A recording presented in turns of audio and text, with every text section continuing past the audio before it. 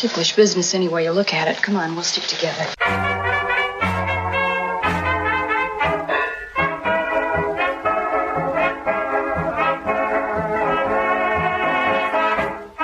Hello, everyone, and welcome back to Ticklish Business. We have a special episode for everybody today.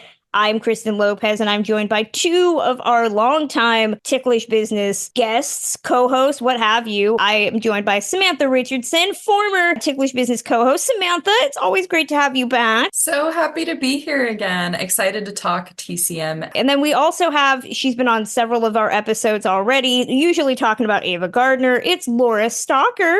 Lora, how are you? Hi. I'm doing great. So glad to join you both to talk Fest. Yes, that's right. We are doing this fun little bonus episode sharing some of our picks for this year's TCM Classic Film Festival. Ironically, I am the only one of the group that is going. You guys will be there in spirit, but I think it's going to be a good conversation to look at some of the things you guys would have gone to, as well as just talk about the festival in general. But before we get to that, we'd like to briefly remind everyone, if you haven't checked out our Patreon at patreon.com/ticklishbiz, you should. We do additional bonus shows, including doubled features, looking at remakes, based on a true podcast, looking at biopics and true crime, as well as But Have You Read the series, looking at classic film literary adaptations. We also give out care packages of movies and gifts and let you guest on an episode. We also are inching closer to our 50th patron, and we have a pretty cool prize pack that I'm working on right now that's going to include some TCM branded merch, some books, maybe a signed copy of my book, I don't know. All sorts of things. I'm going to keep adding to it as I get stuff. But if you would like to try to win that prize pack, just help us get to 50 patrons. It's at patreon.com/ticklishbiz. And don't forget that Emily and I are both authors. Samantha is hopefully going to be a soon-to-be author, which I'm really excited about. But you can order my book as well as Emily's book wherever you get books. And our Redbubble store always has some great art designed by Samantha Richardson herself, as well as Terrence Hilt, including our popular Makoko mugs. And if you are at the TCM Classic Film Festival this year, I will have Makoko buttons and stickers to give away to everybody. I know. I have to take a picture of them. They're very, very cute. I was happy with how they came out. That's all at ticklishbiz.redbubble.com. So let's talk about the festival. This festival is really interesting because it's the first fest after all of the stuff about TCM came out when they laid off Charlie Tabish and Genevieve McGillicuddy, who was the festival organizer. And we went through that really frightening time where we all thought TCM was going to disappear forever. I know that I've talked to a couple people who have looked at this festival lineup, and there's been some back and forth about whether they feel this festival is showcasing a renewed interest from Warner Brothers Discovery, otherwise known as Corporate Daddy, or not. I'm curious, I mean, both of you I know won't be there physically, but how are you just looking at the festival in the wake of what happened last year? I think that's a really interesting point. The other kind of big thing that's looming is the 30th anniversary of TCM. And what's neat to see both in how the network has been talking about that anniversary and how the fest seems to reflect the history of the channel is that a lot of folks that worked with the channel are reappearing. And I'm glad to see that celebration and that those continued relationships, even though some people may have left from downsizing or other kind of market entertainment industry volatility that's happened over the last decade or two. It's nice to see TCM to kind of be able to bring some of those faces back that a lot of us know who have been involved with the channel, either working for them or attending events. So I'm glad to see that. But, I think it is interesting to kind of see the mix of films, the mix of guests, and how that effort to kind of bring in a lot of big ticket names seems to be apparent in the lineup and the guest list. What do you think, Samantha? I would definitely agree with that. This is a huge transition, I think, for TCM and what the festival is going to look like in the future. There are so many people who have attended these fests in the past, 11, 12 years. And they've been so privileged and blessed to have so many of the original stars from these old films be still around to talk about it. And unfortunately, that's just really not the case anymore. And I'm finding, there are still a few around that TCM maybe isn't tapping on the shoulder, especially some of the supporting actors that are still with us. But by and large, you're right, Laura. I think that they're definitely trying to get the big names and they're willing to push the movies a lot more towards modern cinema in order to make that happen, I think. Like you've got your Pulp Fiction, your Almost Famous. Those are really modern movies. I mean, I don't know. I'm obviously going to be here like the purist who doesn't watch anything made before 1970, but You watched Priscilla, technically. So. I did because it was about Elvis. but no, it's a really big shift. I think part of it is trying to bring in the younger audience who considers those films classics already. And, we can't have these big guests from these older films. So we're going to try to get some big guests from some newer films. That's what it seems like to me. Yeah, I would agree with that. And I'll just add, it's always been a sticking point with some folks with TC, not anyone specifically in the group today, but kind of what is classic? How do we define classic? And TCM, they've done a neat little kind of montage that they're running right now for the 30th anniversary. And I think they may show one of the very first intros where Robert Osborne's walking down a staircase and they talk about that. And it's really great to see that early set. But he says something along the lines of, we're going to show the classics and we're going to show even some more recent films, and so that's always been part of kind of the mantra. And what TCM, we're so lucky for them to be around because they can help contextualize that. And then they can bring a star that's more current or a film that's more current. And then lots of times those stars will hang around and introduce an older film that they love, which I think is really cool. Or you'll see people like Mario Cantone, who's a great classic film fan, who's a current working actor that loves classic films and shows his passion for that. And lots of the folks over the years, like Bill Hader or other folks that kind of are fans like we are, that can help bridge that gap in that time frame. It's a challenge, like you said, Samantha, because of so many of the stars that were at the fest in the last couple years or were on the cruise, like Louis Gossett Jr., who we just lost, Barbara Rush, who we just lost, and trying to find the stars that can kind of have the body of work that does fall into the term classic, even if it did come out in 94. I think that's always going to be a challenge for the festival. And I like that, they're trying to bridge that gap, like you said. I think too, you guys are touched on a lot of the things that I've had conversations with others about why things are the way they are. And we were talking about what does this festival look like in 5 years, when probably even more of the actual firsthand accounts from people, when those people are gone.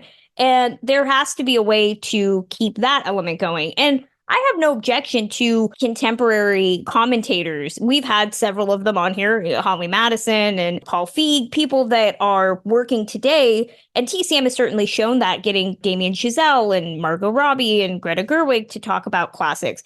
There's always that element that can be utilized to accommodate the lack of first-person stars. But then it leaves you to question what the significance of those films are. I know TCM has said that the creative picks the movie in many instances. So I think when they had, not Thelma Schoonmaker, but they had, maybe it was Thelma Schoonmaker, or it was one of the editors, and she picked a movie that she liked, that people said, well, that's too contemporary. Well, it's the film she wants. Lois Burwell, we know, is going to be at the festival, and no doubt picked Almost Famous as the best example of her work. So you really can't complain if it's a creative that's worked on something wanting to pick something that's a bit more contemporary. I know last year, one of the biggest complaints that people had, and I had insider information to this, was that they had gotten rid of the TCM talent outreach and just brought in somebody from WBD. And that caused a lot of us to be like, oh, that explains why you had people show up that in many instances openly admitted during the opening speech that they had not seen the movie until recently. They weren't really necessarily fans. It was just like, I'm here to promote something. And that really turned people off. I'm hoping there's at least more curation to some of these choices. I also am the cynic. It's hard not to look at this list and just kind of be like, there's a real heavy element pushed towards the 80s and beyond, which is fine. Those movies are over 30 years old. It certainly causes us to question what makes a classic. I would definitely tell you Almost Famous is a classic. I would tell you The Little Women, 94, is a classic. But at the same time, it's coupled with all these other things, which it feels like less movies. We have less venues this year. So when you add all of that whack, it's hard not to feel like something's missing. But maybe I'm just a cynic. Maybe you guys will tell me I need to perk up more. I also just have to throw into, as the probably the poorest person in the group. It is hard to justify the price as the years go on, especially like when I hate to say I feel like I'm getting less in terms of what I want, which is to see the old movies and the old stars. That's definitely something to think about. And the lack of venues, although I'm super, super excited about the return of the Egyptian. All the movies that are showing there are just ones that I'm so excited to see. So that's a ray of sunshine, I think, amongst all of this. And as you guys mentioned too, I also think that there is a lot of untapped potential in terms of guests that they haven't brought. There are a lot of, like I said, older stars who could have been asked and I don't think were. Don Murray is a perfect example. I refuse to believe he was asked because he would have shown up and it would have been very fun. There are some modern people too. John Mulaney is someone who I've always been a huge fan of in terms of modern people who love classic film and are super passionate about classic film. I mean, you see him at the Oscars, you see his stand-up talking about like the police sirens in Rebel Without a Cause and making jokes about it. And that would be the perfect intro to a movie. I would listen to him talk about any old movie. And there are a ton of people who say that they're fans, but don't come to the fest. So they need to come to the fest. Yeah, I'll piggyback on a couple of things you've said, Samantha. One, certainly price is point of contention. And I've done a few different pass levels. I've been fortunate a handful of times to do the top tier pass. And now that I've done that, it's like, man, I really don't want to unless I can do that pass because access. We should do an episode sometime and I will happily come back about the TCM cruise. I know you two have not done that yet, but I've done all of them and I love the cruise. And it's such a different experience because on the cruise, you're buying your room and you're not buying your access to venues. And it's such a different, and whereas with the festival, you're buying your level of access, your ease of getting in and out of things, the parties you get to go to. So it's such a different model and could be a wonderful topic to talk about the two events and then do a cruise conversation. So sign me up for that episode down the road. The other thing I'll just say is, you're right. There are a lot of, I think of course, Bill Hader's been to the cruise. Not the festival, not the cruise. I wish he'd go on the cruise. That'd be amazing. But he's done, of course, has been on the channel and the whole group behind Documentary Now, for those who haven't seen that on IFC, is just brilliant. And to have them come do a documentary would be what a fun panel that would be and talk about the show and what's inspired some of their many fantastic episodes. The festival and the cruise and any of these events are what you make of them. And you kind of have to go through the schedule and go, okay, well, I really, I love films pre-1970. I want to see all the ones on that and tailoring the festival to kind of what your focus is or what your interest is, and then trying to do a mix of it. But I think you're right. The decrease in venue number really does make an impact. And, I'm sure there's lots of factors that go into that are beyond my knowledge of things, but it does weed down what you're able to get into. And I'm going to be interested to see how that impacts people getting frustrated waiting in lines because there's less things to see at certain time blocks and things are going to be harder to get into. So that's going to be a really interesting takeaway post-fest to know how people respond to that. I did just want to say we had a late minute edition. I did not think she was going to make it because she has just become an international domestic traveler, but whatever. It's Marion Davies biographer, Lara Gabrielle. Laura, I'm so glad that you popped in. I'm so glad to be here. Thank you for having me. Always. Well, we were talking about this year's lineup and how we feel a year after all of the craziness of what David Zaslav tried to do to the network. How do you feel about this year's festival? Do you feel that it's showing a renewed investment in TCM from corporate daddy WBD? I'm glad it's happening. Let's put it that way. I'm just glad it's here because there was a real fear that it was not going to happen because of all of the shakeups at TCM and the chaos that ensued after Charlie and Genevieve and all these people were laid off, who were really the heart and soul of the fest. And now they're back because of all the backlash. Honestly, it doesn't exactly feel like the previous fests. I feel like there's not it doesn't feel to be as high a caliber or something as previous fests, but I'm just glad it's happening. And I think that's where we all are with this, is that we're just happy it exists. And maybe one day that will not be enough to get us to be excited, but not right now. I want to get into this list and looking at some of the stuff that we're excited to see. Lara and I will be there physically. Samantha and Lora Stocker will be there in spirit. So let's start with the opening Thursday. I have plans right now, and all of my plans are tentative. My schedule goes up and down depending on what's going on. My schedule for Thursday is I do want to see the So You Want to Put On a Classic Film Festival panel. It's not the same as the Meet TCM panel, which is really weird. And my hot take is that that's because they don't want people asking questions about, like, why is this person not here anymore? And what is corporate daddy doing for us? And I don't think they want to make it like, so I think they've made it more niche. Talk about the festival, make it that way. So I'm going to go see how that looks. And then I just want to say one thing. I love the term corporate daddy. I can't claim that. John Oliver gave it to me, and I just feel we need to utilize it all the time. And then I'm a person that, I have a film pass, so media credential, but then I'm also apparently been determined as cool. So I got invited the last 3 years to the opening night. So I will be there at Pulp Fiction.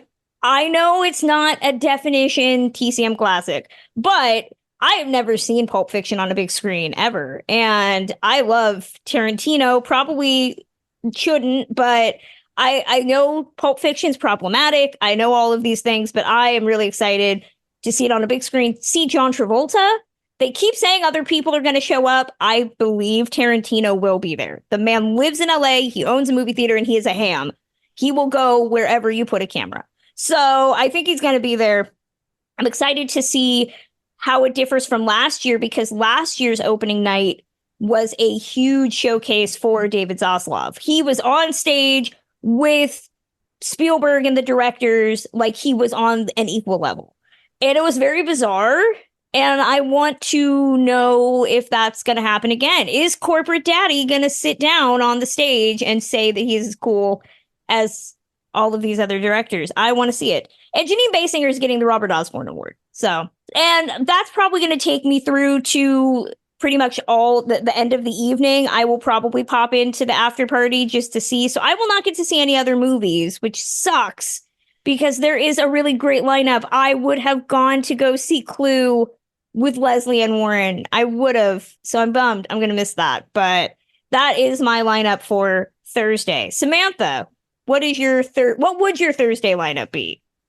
My Thursday would have been, I have to say, that panel sounds very interesting. So I would definitely be there. I always do the So You Think You Know movies. Also, I'm a big fan of that. Bruce Goldstein is amazing, and his questions are so funny and so tricky, even for like the big classic movie fans. So definitely recommend that to people who haven't done that at the fest. But as for my movies that night, I would definitely go Only Yesterday, because I've never seen that. And I love Margaret Sullivan. She's amazing in everything she's in. And I'm missing Shop Around the Corner. So that'll be my Margaret Sullivan of the fest. And then I'm going to bounce over and finally talk about, because I don't think I've ever talked about this on the podcast. I have a very bizarre crush. And that crush is on a man named Michael Caine. So I would definitely be going over to see Gambit because I've never seen it, and seeing him and Shirley MacLaine, like prime 60s in a caper on the big screen and Technicolor, that's like perfect for me. So that's definitely where I would be. Laura S. I'm going to go Laura S. and Lara G, just because people are not going to understand that I am differentiating between the O's and the A's in your name. But I appreciate the effort for sure. Laura S., where are you going to be? So, as I said a little earlier, the last few fests, and if I were to go this year, I would try to do the top tier ticket, which is an investment, but I'm a little spoiled doing it. And like I said, it's kind of hard not to do it once you've done it. But I would definitely do the panel. I'll say, as you'll find through my whole picks, I love a good panel. And I love all the specialty discussions because those, I mean, as much as I want to see every single movie on the big screen, you might have other opportunities to see some of those films, but you're not going to have another chance to do these panels. And they can be really cool, really lively discussions with folks that you may never get a chance to see again. So I try to always do as many of the panels as I can fit in my schedule. But I would start with that, of course, do the opening night reception, probably pop into So You Think You Know Movies, but maybe not stay for the whole thing. Try to grab something to eat. And then if I had the top tier ticket, I would do Pulp Fiction and then the after party. But if I didn't do that, I would maybe do a Powell and Pressburger night. I think the Powell and Pressburger screening, the Made in England, the films of Powell and Pressburger sounds really neat. And then I would close out my evening with the Small Back Room from 1949 with Ken Jennings doing the intro, which I think he'd do a really good job. I think he's a big film fan, and I love that he's carrying on that mantra, as the Jeopardy host, the same as Trebek was a big film fan. So I would want to check that out. And I always advocate a late night screening. You have to do at least one if not all of them, if you can drink enough coffee to make it through. But yeah, that's how I'd wrap up my evening. Lara, what about you? My plan on Thursday is to go to So You Think You Know Movies. That'll be my first thing, which I do every year. And despite myself, I mean, it's just so much fun and so hard. My team won 2 years ago. We didn't win last year, but so I know that my team is going to be coming together and we're going to try to defend our title 2 years later. So that'll be good. And then I'll just stay there and be at the opening night reception. Following that, I'm going to go to Send Me No Flowers, I think, at the Multiplex One. And I'm not above leaving movies early to get to other ones that I think I might not have a chance to get into. So I may leave that one early to try to get in line for Grand Hotel. We'll see. But anyway, that's my Thursday night plan. I love that. Let's go into Friday. That's when things actually begin, right? And for me, I'm doing this year's festival as I did last year with my mom, who, if people ask her if she's excited to go to the festival, she's like, sure. She doesn't like the running around all day, every day. Like at a certain point, she hits a wall and she's just like, I need to go home. You need to go without me. I can't do this anymore. So we have been kind of going back and forth on the schedule so that she can see stuff that maybe she wants to. Like, we want to do as much stuff together, but also have those moments where it's just like, we can't come to an agreement and we're going to have to split. And the first film that starts off the morning for us on Friday, we are still going back and forth on whether we want to do one or the other, because we both want to do both is the problem. So on the one hand, we're vacillating between the Jodie Foster hand and footprint ceremony, which I can get into as a member of the press. My mom is a big Jodie Foster fan, almost scarily so. She really wants to see her up close. And I'm in a position where I can kind of make that happen. So, kind of want to do it for mom. At the same time, I was like, the El Cap is showing 101 Dalmatians. And now, mind you, 101 Dalmatians, not my favorite Disney movie. I hate the xerography process that they used in the 1960s. But how often do you get to see a 1960s Disney movie on a big screen with Floyd Norman? I love Floyd. I was fortunate to see him when he did the intro to Sleeping Beauty. So I'd love to do that again. So we're kind of like going back and forth, being like, we both want to see both. Like, what do we do? So we haven't really settled on an answer for that. But depending, if we end up going to see the Jodie Foster ceremony, that usually ends pretty quickly, depending on how hot it is. So we will have some time. And I'm thinking about going to the TCM Archive Project panel, which sounds very interesting. As Laura was saying, the panels definitely prioritize if you can. I don't really want to go into a movie because the movies, the way they're set up, would be too long for what I want to do later in the afternoon. So I feel very bad turning down Diane Baker in The Model and the Marriage Broker, which is a darling, darling movie. If you have not seen it and you're looking for something to go see, you should go. And then this is where my mom and I are going to split. My mom really wants to go see Silence of the Lambs because Jodie Foster, but she's also thinking she might go see Billy D. Williams at the Club TCM. either way, I know that I'm going to go to It Should Happen to You at 3:15 because Peter Lawford and Judy Holliday. Like I can't turn that down. I have to see my babies. I love them so. So I'm gonna be at that. And then after that, it's pretty much just like waiting patiently by the entrance to the pool until they can let me in to go see Gidget poolside. If you've known me long enough, you know Gidget is one of my favorites. I love Cliff Robertson, and I need to watch that at the pool with everybody. Very surprised they did not get the guy who's Moondoggy to show up, because I know he would. They got Bruce Belland of the Four Preps, who we have an interview with from a year or so ago on our website at ticklishbiz.com if you're looking for it. I feel very bad turning down Elvis and Jailhouse Rock, which is also really good, but I'm going to be at Gidget, and then that will be the end of my evening till the next day. Samantha, what about you? See, the things that we're torn between are similar but different. So I will just start off by saying this is my advice to you. I can't say I'm a Jodie Foster fan only because I'm just a little too young.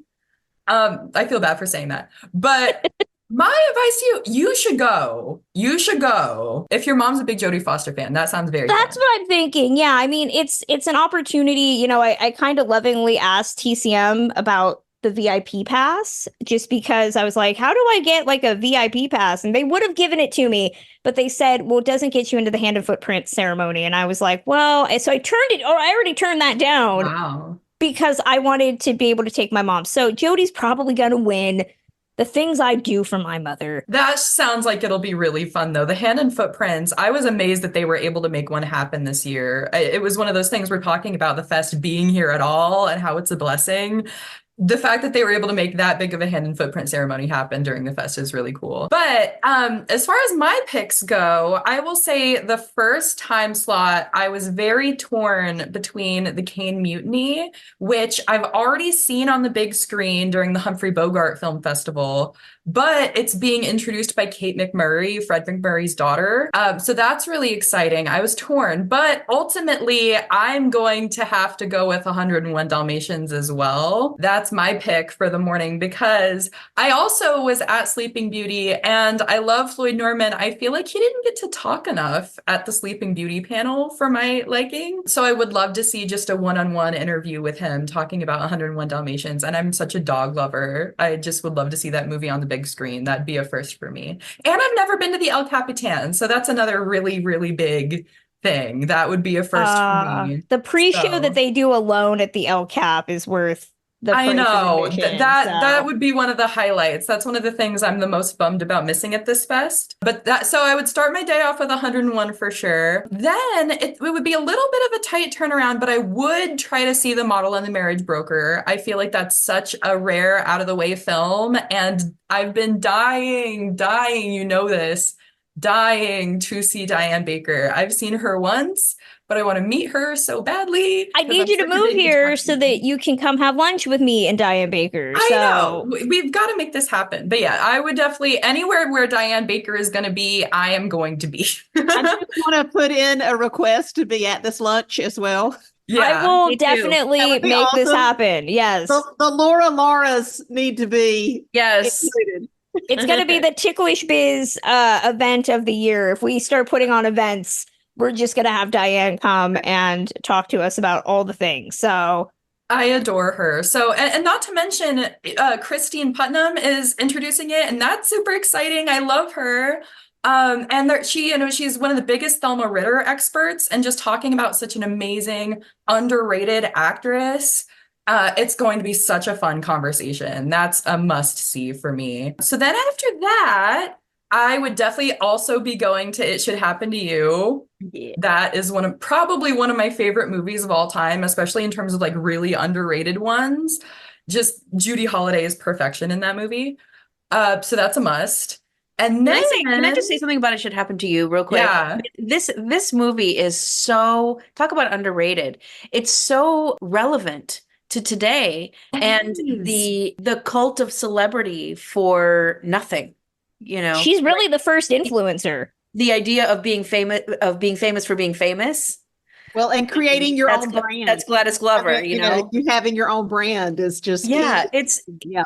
Yeah, if you haven't seen it, I think that it'll strike a nerve, with the people of today. It's a perfect choice for the fest. I don't know if it's ever been shown at the fest. I don't think it has. I don't think it has, but I am so They showed Born ecstatic. Yesterday a few years ago. Which was is there. another perfect one. That was a great screening. I was there at that one. Like neck and neck for me. I didn't go that year, but if I went, I would have seen Born Yesterday.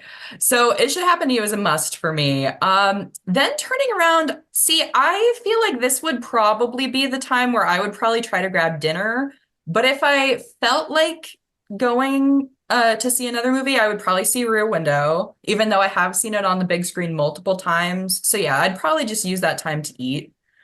But then I would turn around and see Jailhouse Rock because I have never seen it.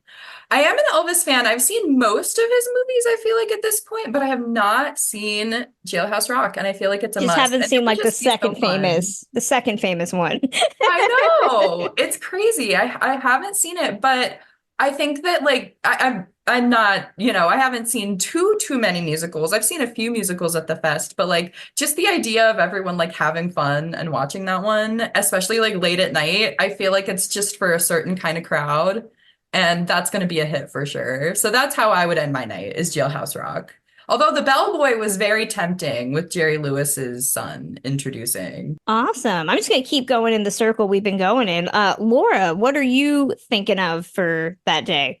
Yeah, so I'll just add one thing we didn't talk about earlier about guests and all of that. I mean, I think there's such opportunity to continue having and to tap into more of relatives of the stars that we've lost.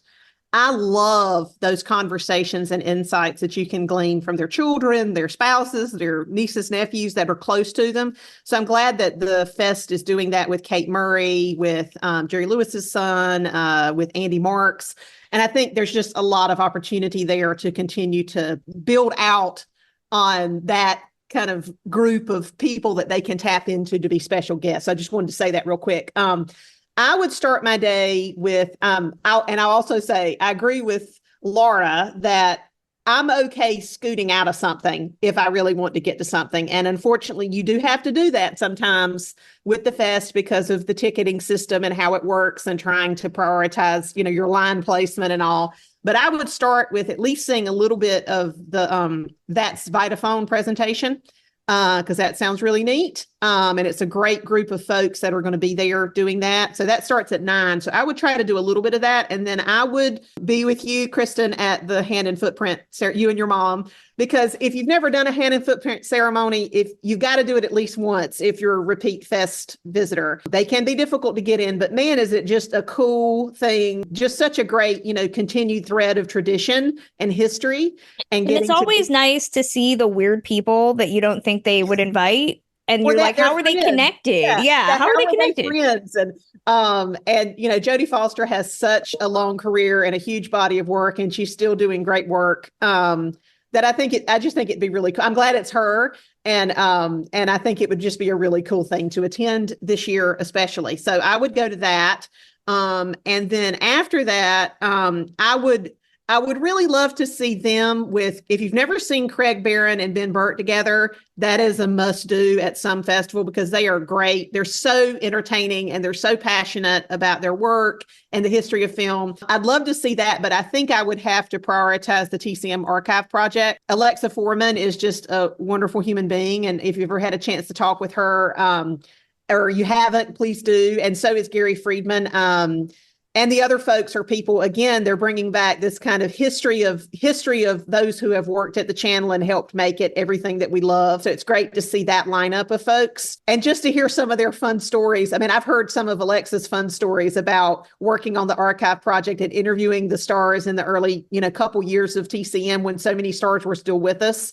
I think that would be a really cool panel to go to. After that, I would do the conversation with Billy D. Williams. He is so fascinating, and what a great, career he's had, and just the things he's had to navigate in his lifetime as a professional actor. I think would be really great to hear his story. So I would go to that. It Should Happen to You would be tough not to miss, but I'm also very intrigued by Dad's Choice and Paths to Paradise, that double screening with Leonard Maltin and Ben Modal. That would be a really good one.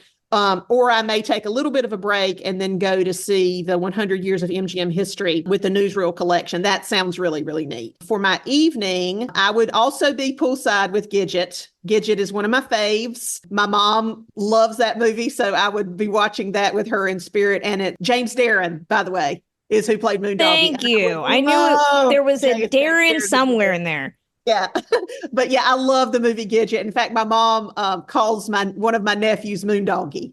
So that's just would be really fun to see. And I think that's going to be a great audience. And that's such a perfect poolside screening. Then I would take a little bit of a break and I'd push it. I would go see The Road to Ruin at midnight, because that seems like I've never seen that movie. And I think that would be a really interesting to watch late at night with everybody a little delirious. I love it. Lara, what about you?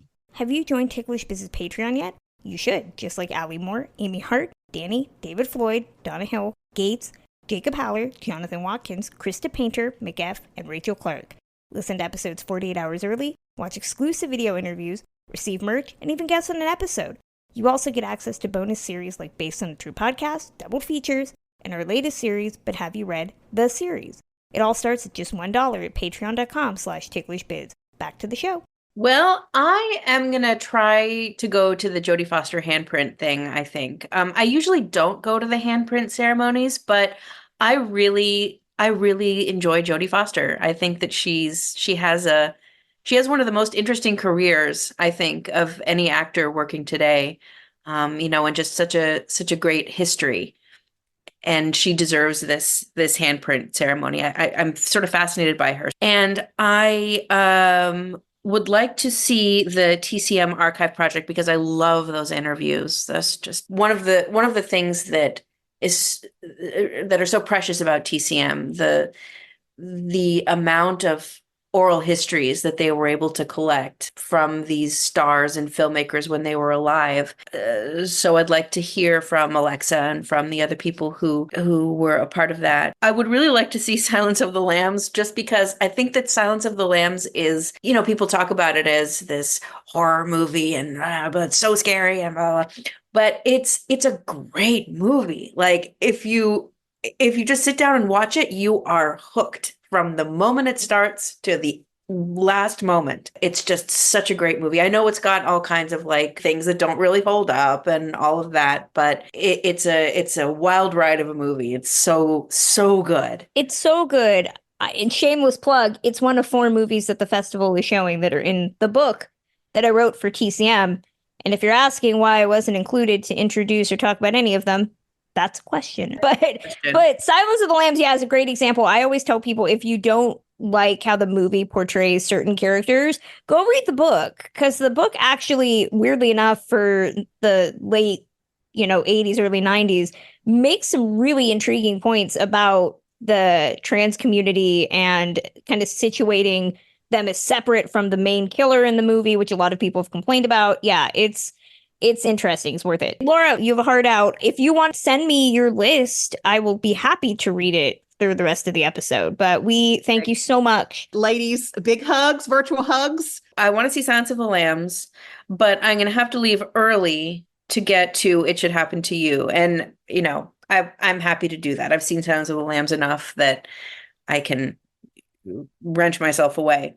But It Should Happen to You, as I mentioned, I think is just a criminally underrated movie. And I adore Judy Holliday, and I will see anything with her over and over and over and over. So that's that. And then it looks like I've got a gap until I have to decide or leave early from Gidget poolside to go see It Happened One Night, which I've seen on the big screen many times. But one of the things that I think is important to note about the festival is that one of the great things is being with friends And so even if you've seen a movie a million times, even if you've seen it on the big screen, if your friends are going to that movie, you'll want to go to that movie because it's like watching in a big living room with all your friends. So I have a feeling that a bunch of my friends are going to go to It Happened One Night, and so I may go to that. I love it. It Happened One Night is tempting, that I have to say, even if you have seen it a million times. Yes. Right? Exactly. Yeah. So let's get into Saturday. So Saturday for me, my mom and I argued back and forth about Saturday morning because there are two movies, one that her and I both love and one that I've never seen. And this put my whole plan into upheaval. So my original goal was to go and see Annie Get Your Gun on Nitrate at the Egyptian. That was what I was planning. And then they announced the Long Long trailer was going to be playing at the festival. My mom and I are big Lucy Desi fans. We were going to go see that, and I was going to forego going to see Annie Get Your Gun. But then I made the mistake of telling my mom that they were showing Dirty Harry at the IMAX, and my mom really, really, really wants to go see that. I've never seen Dirty Harry, and so my mom was like, "This is a great learning experience. You can see the movie for the first time on the IMAX. If you've seen Booksmart, you know in the movie that they call a Malala, which is a thing where like the other person has to go, no questions asked. It's like it's the one favor that you get. This is bizarre Malala moment. So I'm going to start my day by seeing Dirty Harry for the first time at the IMAX, which I'm actually excited for because I've never seen it. I don't know what to expect. It's Clint Eastwood. We're going to do this. So from there, I'm going to try to get into Little Romance because I love Diane Lane. I've been meaning to see this movie for years, and I figure now is as good a time as any to go do that. And then after that, we're going to try to see either leaving the other movie early or something, but I really, really want to make it over to the Egyptian to see the Mad Miss Manton because of Barbara. If you've never seen it, it is a delightful, delightful film about Barbara Stanwyck playing a Daffy Society dame. It's entirely ridiculous. It's entirely ridiculous. She's a Daffy Society dame with a girl gang of equally Daffy Society dames solving a murder. And it's fantastic. It's delightful. Yeah, I don't really think people understand just how magical it is. So there's that. And then I have a pretty big gap from there. My mom is going to go see Footloose at the pool, which I love Footloose. But for me, I called my Malala, which is Little Women, at 9:30. Only that movie could get me to just be like, I don't care what we're doing. I planned my whole schedule around it. I am going to see Little Women with the cast, including Eric Stoltz. It's going to be you. It's going to be you and me and all of the other like geriatric millennials. Yeah. Like, all of us who grew up with Little Women, the Winona Ryder, Claire Danes, Little Women. That was like it's like a cult thing for girls of our generation. And it's so great because I think 2 years ago they showed the 49 Little Women, which I also went and saw, which is also, both are in my book, by the way. So I feel like I have to show up. And I did tell TCM, I was like, if you want to make me happy, can you please just at least shout the book out while you do the intro? Like, so that I feel like I'm at least near the cast of Little Women in some way. Yeah. So there's that. And then we're going to try really hard to get to the midnight show of Heavenly Bodies with Millie DeCherico. We love her so much. And the movie sounds bananas, but it's also in the smallest theater in the festival. So I have no idea how that's going to work out, but that's the goal. Can I just say how happy I am that Millie is back and introing movies? Yeah, it's great. It's so great. We love Millie. We love Millie. We need to get Millie on the show. Samantha, what about you? Saturday. All right, so my Saturday is a little bit surprising, and it's mainly because there's one movie that just takes up the whole darn day, but I have to see it, and that is El Cid. I want to see it. I have not seen it before, but the main reason why I want to see it is because I absolutely worship Sophia Loren, and the film is being introduced by her son, Eduardo Ponti, who's also the person who interviewed her for the TCM Classic Film Festival, like the full-length interview that you see airing on TCM. So just his insight to his mom. I've seen also they had him during, I believe, the 2020 fest, the At Home Fest.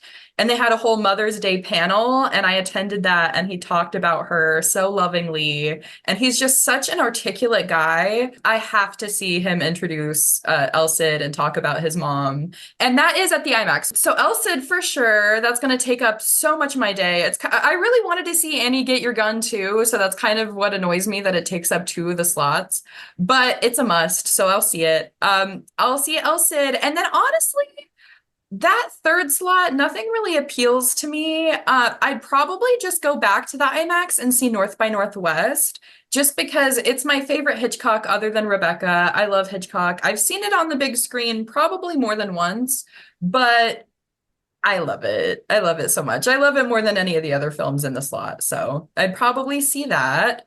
Then I would hit the Egyptian for Westward the Women. I have not seen that yet, but I've been dying to. That's one of those movies I've heard so many good things about. So that's a must for me. And then after that, I was a little bit torn on the very last slot of the day between Summer Stock and Dog Day Afternoon. I've never seen Summer Stock on the big screen. I feel like that would be another just really fun musical to watch with a crowd. And I'm obsessed with Jean and Judy. But I think I'm gonna have to go Dog Day Afternoon. You know how much I love that movie, Kristen. So I've seen it on a big screen. I saw it at the Academy Museum with Al Pacino. Wow. Which was I'm jealous. Amazing. But I think what I was more struck by watching it is how that movie plays with a crowd. It plays so well with the crowd. People are cheering, people are laughing. Like it plays so well, and it's so especially intense. Late at night. I think that would just be such a fun screening. I don't think I could miss it. Summer Stock, it's probably one of the ones of the fest I'd be so annoyed to miss, but I have to see Dog Day Afternoon on a big screen. I've never seen it on a big screen, and it's such a good movie. Lara, what about you? Well, my schedule on Saturday starts with Annie Get Your Gun on Nitrate, because it's Nitrate.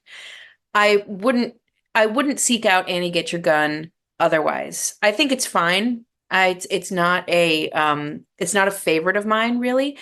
But Nitrate, seeing it on Nitrate, I think will be really spectacular. I saw when they did Black Narcissus on Nitrate at the Egyptian a number of years ago, and wow, it sparkled and shone, and just a magnificent thing. And of course, color nitrate is different than black and white nitrate. I also saw Laura on black and white nitrate. And so I just want to see nitrate wherever I can get it. So I'll start my day with that. And then I'll do the Mad Miss Manton, because how could you not? Laura, I might make you save me a seat, because I'm going to be like we're going to just be straight running down the streets of Hollywood to get there. I will save you a seat. I think everybody. I don't want to say it's a guilty pleasure, because it is a really fun movie, but it's one of those movies that is not really on people's radar, and every time it's on, I'm like, the Mad Miss Manton. Yeah, it's such an underrated screwball comedy. It really is, Yeah. and I don't think Henry Fonda gets enough credit for just being the perfect young Henry Fonda. You guys, he's the perfect straight man in this movie. There is a scene where they're talking about putting a dead body in his office, and he just screams, "What are you trying to do? Haunt my couch?" And it's hilarious the way he says it. I need to hear that line with an audience so that we can all just be like, that Hank Fonda, what a cut up. Why didn't he do more comedies? I just have to say, anything pre-1945 Henry Fonda, I call Baby Fonda. And Baby Fonda, you just cannot get your eyes off of him. Like the Lady Eve and that movie, he is so gorgeous. Yes, he is. So that's gonna be a great time. The Mad Miss Mansion at the Egyptian. Then I'm gonna try to go to the MGM at 100 magical tour of the backlot thing. I don't know what is going to happen there, but I feel like I should. And then, of course, I've got Little Women, which I'm so excited about. I can't get enough of that movie. I was to tell you the extent of my devotion for the 1994 Little Women. When I was in 4th grade, shortly after the 1994 Little Women came out, I was Beth for Halloween. Like, That's commitment. I was a strange child, but Beth. I mean, not even Joe. Like, can you describe what the costume that made it particularly Beth like? it was sort of a long black velvet dress with the hairstyle that she had in the movie, you know, sort of the braids. And I don't know. I mean, we just kind of did what we could.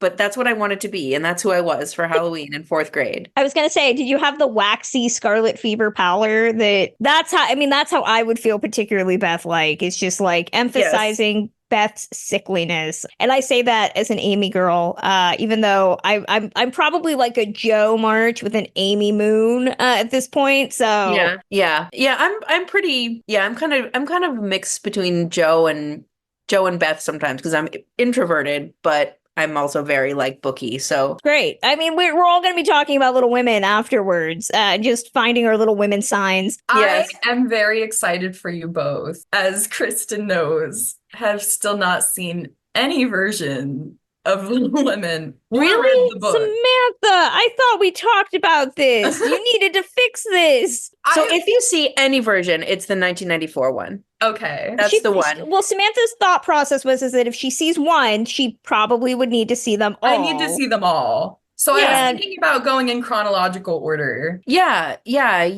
that's good. Yeah, my order is 94 first. And then I really did like the newer, the Greta Gerwig one. The 19. I honestly would love to see that too. Like they all look really solid. I couldn't tell you why I haven't seen them. It's just one of those things where like, God, this is going to be so much worse. I also haven't seen The Godfather. So like, it's one of those things. Once you tell people you haven't seen it, it's just, you just have to wait for the right opportunity. I have failed as a podcast it becomes film a special host. thing. Yeah, if we're talking Little Women rankings, it's the 94, the 19, the 49. Actually, maybe it would probably be the 94, 49, which is a controversial statement because apparently nobody likes the 49 but me. And then 19 and then 33. The 94 has the best worst Laurie in the sense that Christian Bale is like a snack, but his Laurie is one of the most problematic characters in all of Laurie's already problematic, but like his version is particularly like, I will marry anybody. I will pick anybody who wants to marry me in this family. I will take so long as I can be part of it. And I'm just like, boo. Yeah. That's the problem. My Little Women ranking is 94 first, and then sort of a photo finish between the 19 and the 33. And then the 49 last. I'm not a huge fan of the 49 one. I just think it's kind of tries. Yeah. I just love Elizabeth. Kind of stale. So, but we could talk about Little Women all day, gang. This is where it's at. So, Laura, was that it for your Saturday? I didn't even. Is that it? I think that's it. Yeah. Yes, because Little Women ends at 11:45. God help us all. So that takes us to Sunday, last day of the festival. Much of this, as I'm sure everybody will say, so I'll just say it up top, is all going to depend on the TBAs, what they're going to include.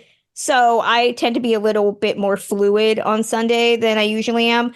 And nothing really is attracting me in the morning block. I might end up going to see Double Indemnity at the IMAX just because it's in my book. And who doesn't love Double Indemnity in the morning? I'm really surprised they don't even have the author of the Double Indemnity book TCM just published introducing this. What is going on here? Yeah, that's actually really shocking that you mentioned that now. No book signings there either. There are two, aren't there? There are two authors. Yeah. Alonzo did the Pride book. Yeah.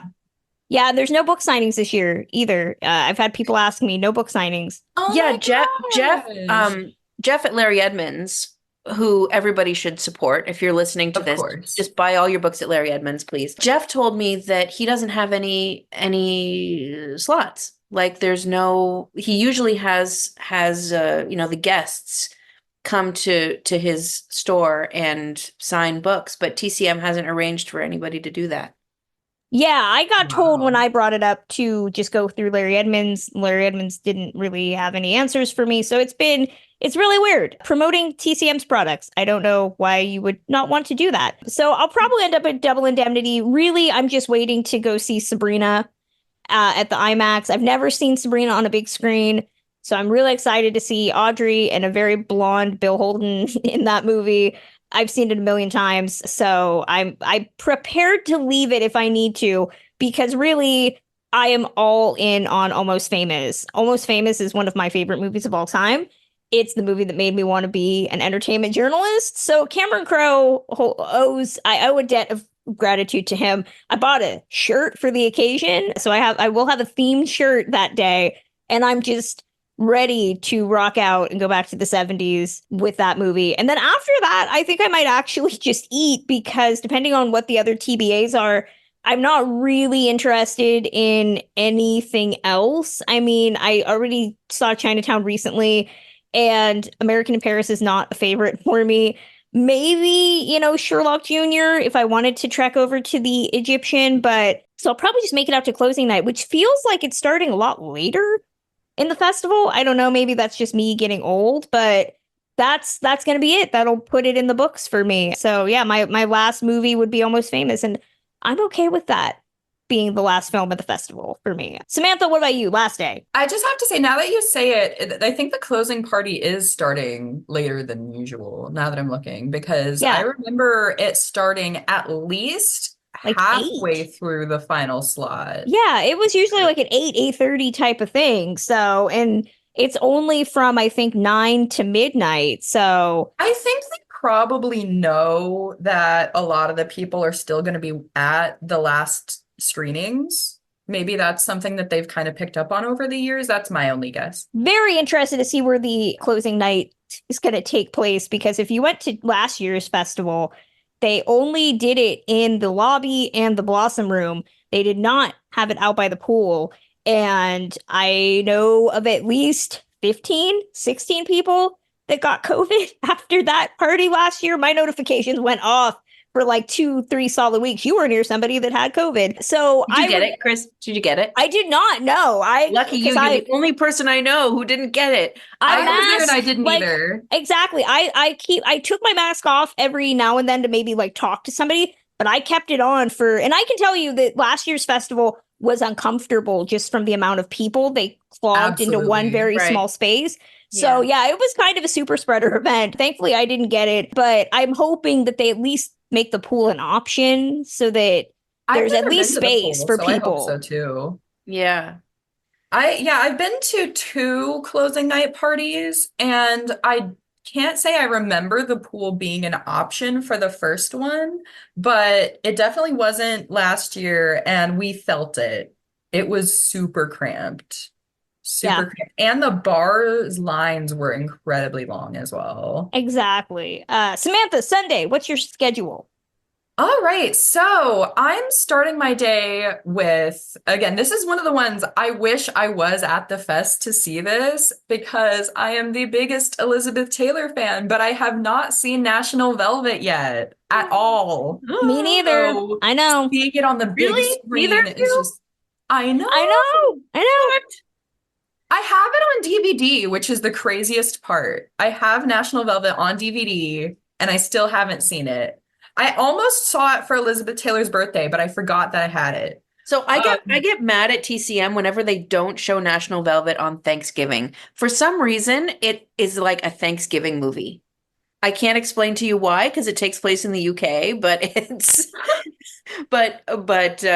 it's like so cozy and wholesome and just beautiful. And Elizabeth Taylor and her relationship with that horse. I mean, you can see it. She's like petting his face, and and you can't fake that. That is so cute. Yeah, I would be I'm so jealous at anyone who gets to see that on a big screen, because she's just so beautiful, and the Technicolor, I imagine, is going to be so cool.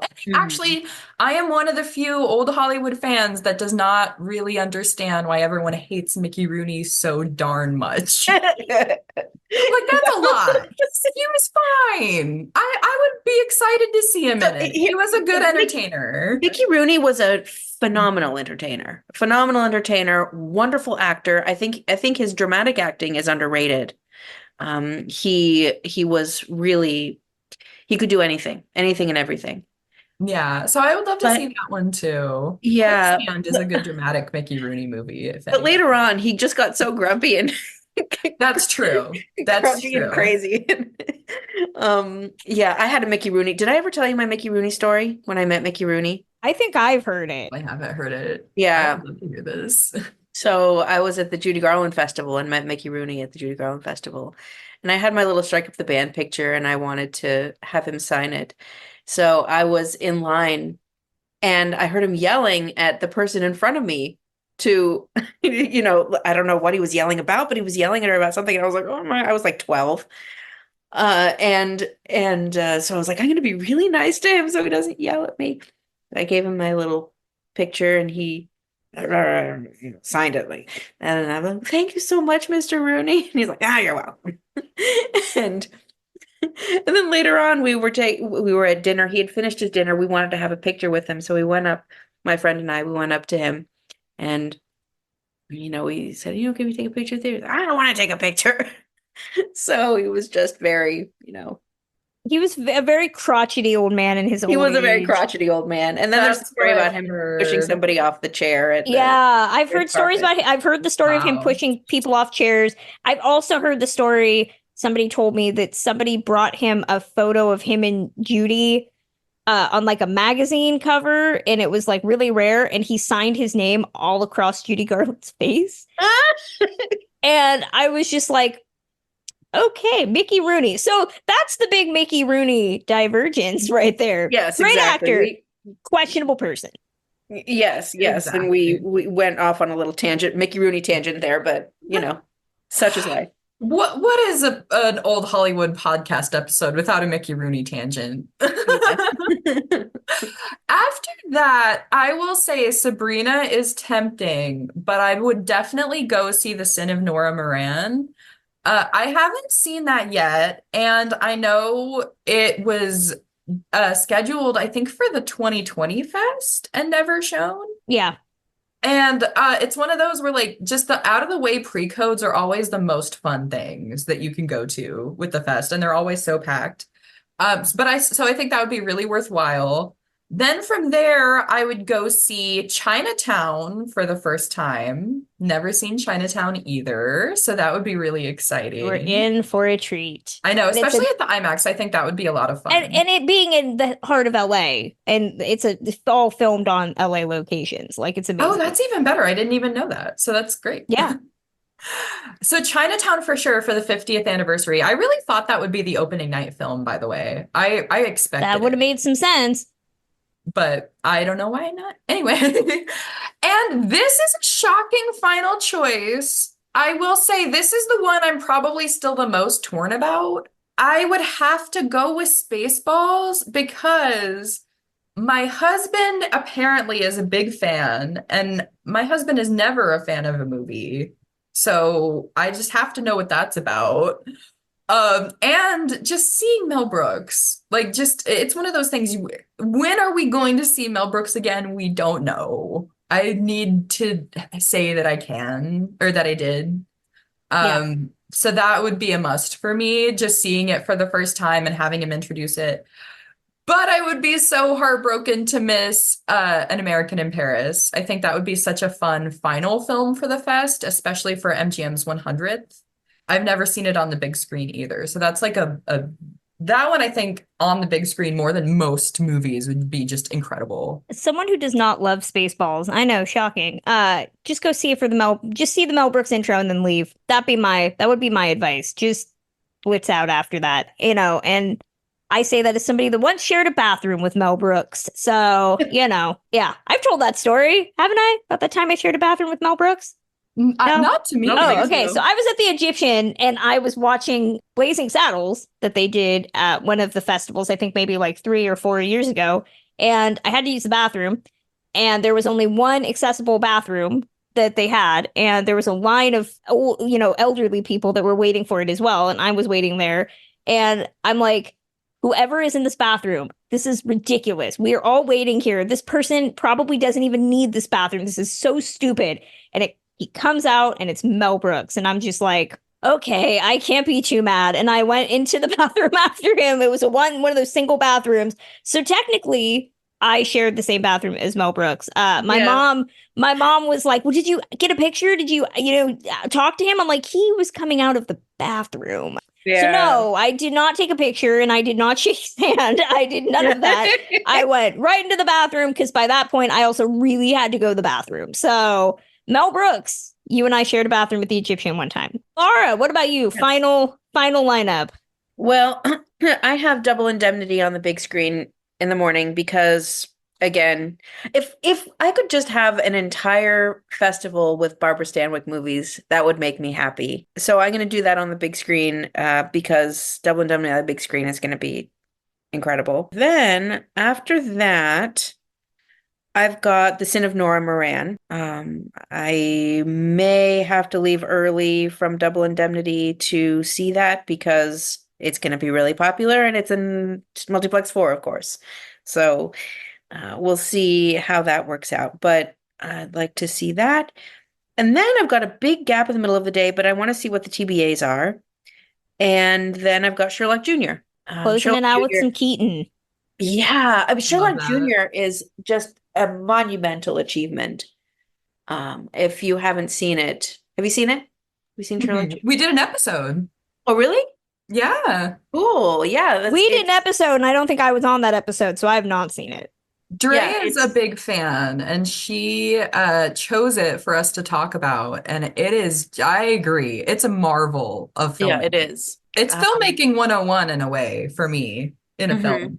And I will say, that's another one I'm bummed to miss too, because I actually, like, in the 3 years that I've been to the fest, I always make it a point to make my final film the silent film, whatever, because they usually do show one silent film in the last slot. Yeah. Not this year, only because I've seen it so recently for our episode. Yeah. But it's so good though. I would recommend it. So good. You know what? This is a little bit of a tangent, but it reminds me because I programmed a silent film festival at the Sierra Madre Playhouse a couple of months ago, and I programmed Sherlock Jr. and Girl Shy. So Harold Lloyd's Girl Shy and Buster Keaton's Sherlock Jr. And Girl Shy. Oh my gosh. Have you seen it? Have you seen Girl Shy? I have. I'm a big Harold Lloyd fan. I love him. That movie is, talk about underrated. I mean, that movie is so good. I find all of his That's the movies best underrated. sometimes. I mean, everybody, all the silent film people would go nuts. So I think that's one of the events they should bring back is all those Harold Lloyd, like the Harold Lloyd screening that they did at the Cinerama Dome. Yeah. His granddaughter. Oh my gosh, that's something they should bring back. Yeah. Anyway. This just reminds me the Cinerama Dome needs to reopen because we miss it. Yes. I miss it. Listeners, let us know where you're interested in this year's TCM Film Fest. We will be including as much video as we can on our social channels, which you should all follow at Ticklish Biz on Instagram, TikTok, and Facebook, as well as Ticklish_biz on Twitter. We're also going to be occasionally reviewing some of the films over at our official website, which is ticklishbiz.com. And we will have our annual TCM audio episode coming up in the next couple of weeks that will include all of the audio intros that I can get on my phone. But I want to thank Samantha and Laura, who had to leave, for joining us on the podcast, as always. Samantha, where are you online? Anything listeners should know about? Well, you can mostly follow me on Twitter at Classic Film Geek, but my blog is musingsofaClassicFilmaddict.com. And you can find my Cooking with the Stars posts every month over at ClassicMovieHub.com. I'm working on my cookbook. It will take forever. There are 125 women in it, and I want to accurately write about all of them. So it's going to take years. I love it. But it's coming eventually, one day. Exactly. And Lara Gabrielle, anything upcoming that listeners should know about? Where can they find you online? I'm at Backlots Film everywhere except TikTok, which I can't figure out. So I'm Instagram, the site formerly known as Twitter, and Facebook. You can find me at Lara Gabrielle, just my personal account, or my book, Captain of Her Soul, The Life of Marion Davies, has a Facebook page and a Facebook group. So if you want to go there, I post stuff every day. That's going to close out Ticklish Business for today. You can always listen to us on Apple Podcasts, Spotify, wherever you get podcasts. Remember, our archive of episodes going all the way back to episode 1 is always free at ticklishbusiness.podbean.com. Reviews matter, so consider leaving us one on Apple Podcast of 5 stars. Once again, we are on all social media platforms, including Twitter, Facebook, Instagram, and TikTok. You can follow me on social media at Kristen Lopez88, as well as my official website, KristenKLopez.com. Emily Edwards is on social at Ms. Emily Edwards. Our Patreon helps keep the lights on at Ticklish Biz HQ and gives us chances to do new content like bonus episodes like these, as well as some of the great videos we've had created by Jenny Hawkins. So consider helping us out starting at just $1 at patreon.com/ticklishbiz. And Emily and I both have books out. Consider ordering them wherever you buy books. We will return with our regular episode on April 24th, which is our TCM Classic Film Festival audio episode. Till then.